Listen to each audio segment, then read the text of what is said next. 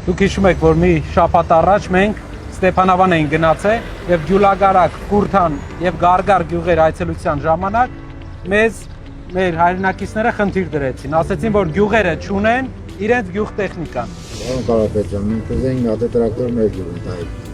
վարողցանոթին։ Սալյարկեն ու կոմբայնը շատ լավ կլինի։ Հա։ Հա։ Շատ լավ։ Այդ իսկ պատճառով մենք սկսեցինք թիմով մանգալ գյուղ տեխնիկա Հայաստանով մեկ եւ փորձել ներմուծել։ Ման էին գալիս եւ նաեւ ուսումնասիրում էինք, թե որ գյուղ տեխնիկան է ամենաէֆեկտիվը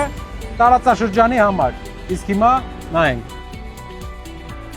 Նախընտրեցինք այս կոմբայնը, քանի որ սա տարածաշրջանին ավելի մեր ռելիեֆին հարմարված կոմբայն է։ Կորուստը բավականին ցածր է, 1-ից 3% է կազմում հացահատիկի կորուստը ընդհանրապես, իսկ գիտեք մեր 5 կոմբայներով Հայաստանում հացահատիկի հունձի ժամանակ կորուստի տոկոսը կազմում է մոտավորապես 20+%։ Կոմբայնի շնորհիվ հացահատիկի գինը ինքնարժեքը բավականին կնվազի, ինչը կդարձնի մրցունակ տարածաշրջանի մեր գյուղացիների, ֆերմերների համար։ Շնորհակալություն ձեզ,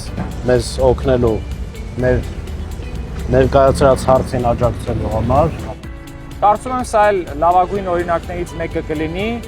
որպեսզի կարողանանք լավագույն ծառայություններ մատուցել ժողովրդին ու փորձել իջեցնել բերքի ստացման ինքնարժեքը։ Մինչև հիմա, օրինակ Գեղարքունիքի մարզից, Լոռվա մարզի տարբեր հատվածներից գյուղերը վարձակալում էին կոմբայն, որի համար վճարում էին դիզելի գումար, վարորդի գումար, կոմբայնի գումար, եւ մոտավորապես 25-ից 30,000 դրամ է լինում 1 հեկտարը։ Այս պարագայում միայն դիզելի եւ վարորդի գումարն է վճարվելու, որը մոտավորապես 2 անգամ, մինչև եթե 25-30,000 դրամ էին առաջ վճարում հեկտարին, հիմա կվճարեն մինչև 15,000 դրամ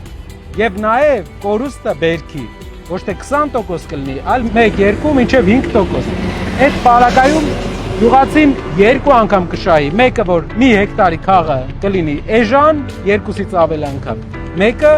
որ բերքի կորուստ չի ունենա։